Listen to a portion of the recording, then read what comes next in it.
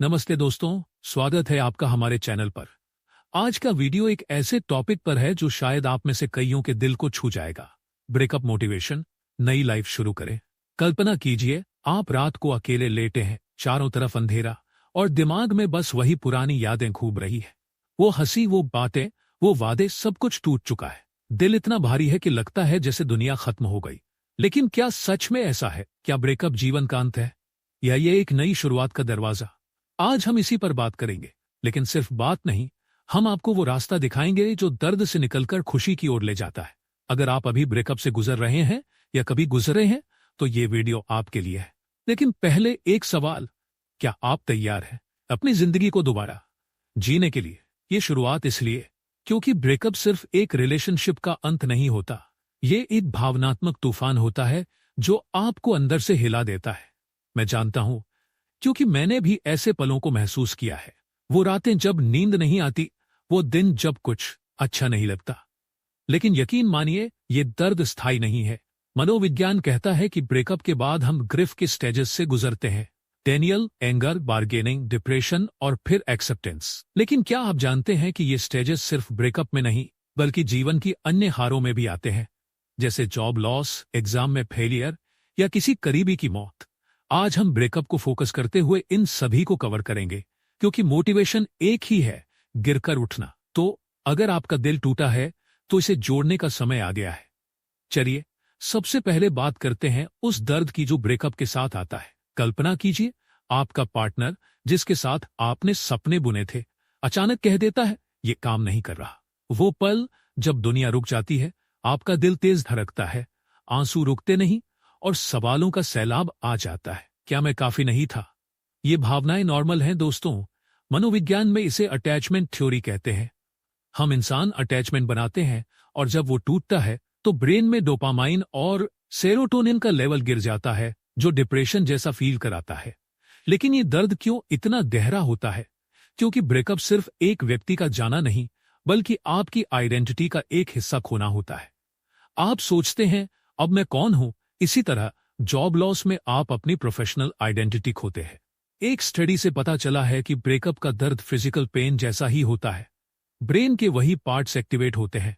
तो अगर आप अभी रो रहे हैं, तो रोइए, क्योंकि रोना कैथारसिस है, ये दर्द को बाहर निकालता है। लेकिन रोने के बाद क्या?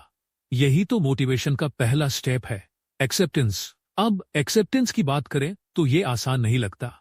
मैं आपको एक रियल लाइफ एग्जाम्पल देता हूं।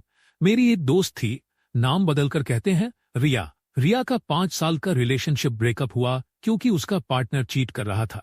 शुरू में रिया डिप्रेशन में चली गई, खाना छोड़ दिया, दोस्तों से कट गई।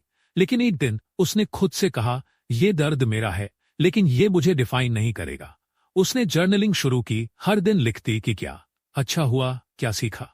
इसी तरह अगर आप एग्जाम में फेल हो गए हैं, तो एक्सेप्ट कीजिए कि वो एक टेस्ट था, ना कि आपकी पूरी कैपेबिलिटी। मनोविज्ञान कहता है कि एक्सेप्टेंस से ब्रेन में न्यूरल पाथवेज बदलते हैं, जो पॉजिटिव थिंकिंग को प्रमोट करते हैं। तो प्रैक्टिकल टिप, आज से एक जर्नल शुरू कीजिए। लिखिए, आज मैंने क्या महसूस किया, क्या मैं इससे सीख सकता हूं। ये छोटा स्टेप आपको बड़ा मोटिवेट करेगा। और हां, अगर दर्द ज्यादा है तो प्रोफेशनल हेल्प लीजिए। थेरेपी कोई कमजोरी नहीं, बल्कि स्ट्रेंथ है। अब चलिए, ब्रेकअप के बाद की वो गलतियां बात करते हैं जो ज्यादातर लोग करते हैं और जो आपको और डुबाती हैं। पहली गलती, एक्स को स्टॉक करना। सोशल मीडिया पर जाकर देखना कि वो क्या कर रहा है, किसके साथ है। ये क्यों गलत है? क्योंकि ये आपको कॉग्निटिव डिसोनेंस में डालता है। आप जानते हैं कि रिलेशन खत्म हो गया, लेकिन ब्रेन पुरानी हैबिट्स को होल्ड करता है। एक रिसर्च से पता चला कि social media stalking breakup recovery को 2-3 महीने पीछे धकेल देती है। इसी तरह जॉब लॉस के बाद अगर आप पुरानी कंपनी के अपडेट्स देखते रहें, तो नई जॉब सर्च में फोकस नहीं कर पाएंगे। Solution, no contact rule, block कीजिए, डिलीट कीजिए। शुरू में मुश्किल लगेगा, लेकिन ये फ्रीडम देगा। दूसरी गलती, सेल्फ ब्लेम। सब मेरी गलती थी। लेकिन रिलेशनशिप 2 लोगों की होती है, गलती एक की नहीं। मनोविज्ञान में इसे सेल्फ कंपैशन कहते हैं। खुद को माफ कीजिए। एक एक्सरसाइज, खुद से बात कीजिए जैसे आप अपने बेस्ट फ्रेंड से करते। तूने बेस्ट ट्राई किया, अब आगे बढ़। ये आपको मोटिवेट करेगा। अब मोटिवेशन का असली पार्ट, नई लाइफ शुरू करना। ब्रेकअप के बाद जिंदगी एक ब्लैंक कैनवास जैसी होती है। आप क्या पेंट करेंगे, सबसे पहले सेल्फ रिफ्लेक्शन पूछिए खुद से, इस रिलेशन से मैंने क्या सीखा, क्या चीजें मुझे खुश करती हैं। रिया ने यही किया। उसने पाया कि वो हमेशा पार्टनर के लिए अपनी हॉबी छोड़ देती थी। अब वो पेंटिंग शुरू की और आज वो एक आर्टिस्ट है। इसी तरह अगर आपने फेलियर फेस किया है, जैसे बिजनेस फेल, तो रिफ्लेक्ट कीजिए, क्या गलतियां हुई।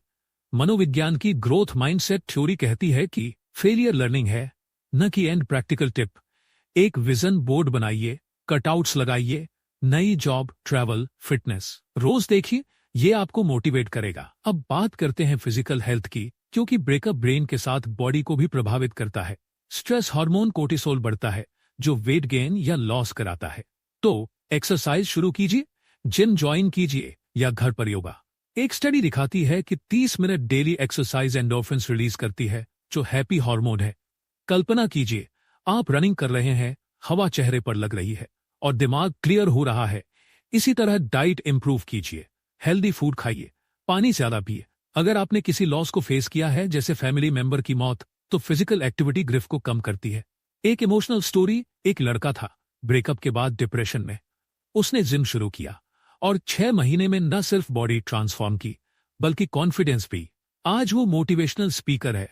तो आप भी कर सकते हैं। सोशल सपोर्ट का रोल भी बड़ा है। ब्रेकअप के बाद अकेलापन मारता है, लेकिन दोस्त और फैमिली है ना, उनसे बात कीजिए। मनोविज्ञान कहता है कि शेयरिंग दर्द को आधा कर देती है, लेकिन सावधान, नेगेटिव लोगों से दूर रहिए, पॉजिटिव सर्कल बनाइए। अगर आप जेनजेड हैं तो सोशल मीडिया ग्रुप्स ज्वाइन कीजिए, ब्रेकअप सपोर्ट ग्रुप्स। इसी तरह फेलियर के बाद, जैसे एंट्रेंस एग्जाम फेल, दोस्तों से बात करके मोटिवेट होइए। एक टिप, वीकली मीटअप्स प्लान कीजिए, कॉफी पर जाइए, लाफ कीजिए। ये आपको रिमाइंड कराएगा कि जिंदगी रिलेशन से बड़ा है। अब नई हॉबीज और गोल सेटिंग, ब्रेकअप के बाद टाइम मिलता है, यूज कीजिए। किताबें पढ़िए, द पावर ऑफ नाउ जैसी, जो प्रेजेंट में जीना सिखाती, या नया स्किल सीखिए, गिटार, कुकिंग। मनोविज्ञान की फ्लो थ्योरी कहती है कि जब आप किसी एक्टिविटी में डूब जाते हैं तो खुशी मिलती है। रिया ने पेंटिंग से यही किया। अगर आपने जॉब लॉस फेस किया तो न्यू स्किल सीखिए, ऑनलाइन कोर्सेस, प्रैक्टिकल स्टेप्स। रोज 1 घंटा नई चीज के लिए डेडिकेट कीजिए। गोल स्मार्ट बनाइए, specific, measurable, achievable, relevant, time bound. जैसे 1 महीने में 5 किलो वेट लूज करूंगा। ये आपको मोटिवेट रखेगा। इमोशनल हीलिंग के लिए मेडिटेशन और माइंडफुलनेस। कल्पना कीजिए आप शांत बैठे हैं, सांस ले रहे हैं और पुरानी यादें बह रही हैं। मेडिटेशन ब्रेन को रिवायर करता है। एक ऐप यूज कीजिए, हेडस्पेस या कैल्म, रोज 10 मिनट। स्टडीज दिखाती हैं कि एंजाइटी कम करती है। ये पर्सपेक्टिव बदलता है। अगर आपने किसी बड़े लॉस को फेस किया, जैसे डिवोर्स, तो ये हिंग तेज करता है। अब डेटिंग की दुनिया में वापस आने की बात, लेकिन जल्दबाजी मत कीजिए। पहले खुद को लव कीजिए, सेल्फ लव। मनोविज्ञान कहता है कि सेल्फ एस्टीम हाई होने पर पार्टनर चुनते हैं। टिप, मिरर के सामने खड़े होकर कहिए, मैं वैल्यूएबल हूं। नई डेटिंग में रेड फ्लैग्स देखिए, जो पुराने रिलेशन में थे उनसे बचिए। इसी तरह करियर चेंज में पास्ट मिस्टेक्स से सीखिए। एक स्टोरी, एक लड़की ब्रेकअप के बाद सिंगल रही 1 साल, खुद पर फोकस किया और फिर मिला परफेक्ट पार्टनर। तो पेशेंस रखिए। लॉन्ग टर्म बेनिफिट्स की बात करें तो ब्रेकअप आपको स्ट्रांग बनाता है, रेसिलियंस बढ़ती है। स्टडीज दिखाती हैं कि ब्रेकअप से गुजरे लोग ज्यादा एम्पैथेटिक और इंडिपेंडेंट होते हैं। इसी तरह फेलियर से सफल लोग बनते हैं, जैसे जेकी रोलिंग, जिन्हें कई रिजेक्शंस मिले। तो अपना सक्सेस स्टोरी बनाइए। अंत में दोस्तों, ब्रेकअप अंत नहीं, नई शुरुआत है। आप डिजर्व करते हैं खुशी। अगर वीडियो अच्छा लगा तो लाइक, कमेंट, सब्सक्राइब कीजिए। बताइए कमेंट्स में अपना एक्सपीरियंस। मिलते हैं अगले वीडियो में।